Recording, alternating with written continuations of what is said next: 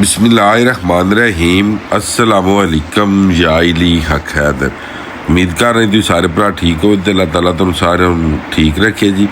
15 अगस्त 8वां महीना 2025 ये जी अपडेट है तुम मैं देन ला सरगी 3 बजे तो ला के हूँ सुबह 9 बजे तक दी कि दरियाए चनाब हैड मराला ने किन्ना पानी डिस्चार्ज करवाया तो किन्ना पानी ये अप स्टीम ते सी।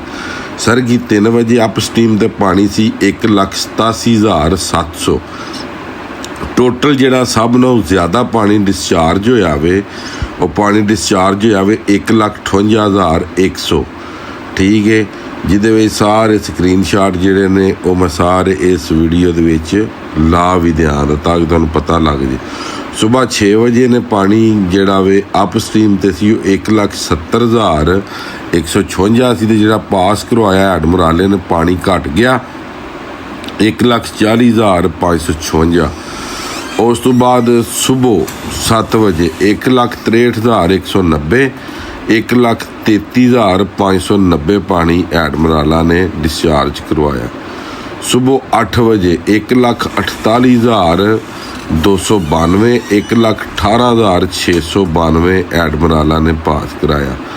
हूँ दे जिहड़े 9 बजे ने जिहड़ी तुसीं वीडियो वेख रहे हो 1,39,610 पानी हैड मराला दे कोल उत्ते ते 1,10,010 पानी हैड मराला जिहड़ा वे वो जनाब क्रॉस करा रहा है। गल करने का मकसद ये वे कि सरगी 3 बजे का जिहड़ा रेला वे वो 1,58,000 पानी हैड मराला ने क्रॉस कराया। जिहड़ा वो पानी हानकी कादराबाद त्रिमू चुंड पुल जिहड़ा कि वो पानी पहुँच रहा 1,58,000 ते अप स्टीम सी 1,87,000। ਇਹਦੇ ਵਿੱਚ ਹੁਣ ਇਹ ਹੋਵੇਗਾ ਕਿ ਖਾਨਕੀ ਕੋਲ ਅਪ ਸਟੀਮ ਹੋਵੇਗਾ 1,58,000 ਤੇ ਡਾਊਨ ਸਟੀਮ ਹੋਵੇਗਾ ਖਾਨਕੀ ਦੇ ਕੋਲ ਜਿਹੜਾ ਵੇ ਉਹ ਇਨਸ਼ਾਅੱਲਾ 1,40,000 ਪਾਣੀ ਕ੍ਰਾਸ ਕਰਾਏਗਾ। ਕਾਦਰਾਬਾਦ ਦੇ ਕੋਲ ਜਿਹੜਾ ਵੇ ਉਹ ਅਪ ਸਟੀਮ ਹੋਵੇਗਾ 1,40,000 ਤੇ 1,30,000 क्यूसेक पानी पास कराए दा ऐड खानकी। ठीक है जी, इस तरह ही जिस टाइम त्रिमू पहुँचेगा तो पानी रह जाता टोटल 1,20,000। ਇਹਦਾ ਗੱਲ करने का मकसद है कि 1,20,000 ਜਿਹੜਾ पानी है वो जा रहा थले।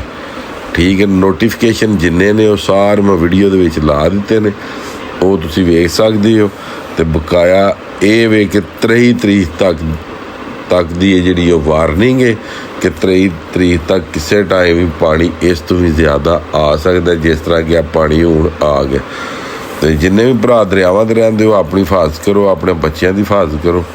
ਤੇ ਮਜ਼ੀਦ ਜਨਾਬ ਮੇਰੀ ਅੱਜ ਦੀ ਵੀਡੀਓ ਤੇ ਅੱਜ ਦਾ ਵਲੌਗ ਕਰਨੇ ਖਤਮ ਹੋਣ ਦਿਓ ਇਜਾਜ਼ਤ। ਨੈਕਸਟ ਵੀਡੀਓ ਆਉਣ ਤੱਕ ਜ਼ਿਆਦਾ ਜ਼ਿਆਦਾ ਆਪਣਾ ਖਿਆਲ ਰੱਖਿਓ, ਆਪਣੀਆਂ ਖਾਸ ਦੁਆਵਾਂ ਦੇ ਵਿੱਚ ਮੈਨੂੰ ਯਾਦ ਰੱਖਿਓ ਤੇ ਇਨਸ਼ਾਅੱਲਾ ਮਿਲਨੇ ਆ ਕਿਸੇ ਨੈਕਸਟ ਵੀਡੀਓ ਦੇ ਨਾਲ। ਅੱਲਾ ਹਾਫਿਜ਼, ਫੀ ਮਾਨ ਅੱਲਾ ਜੀ।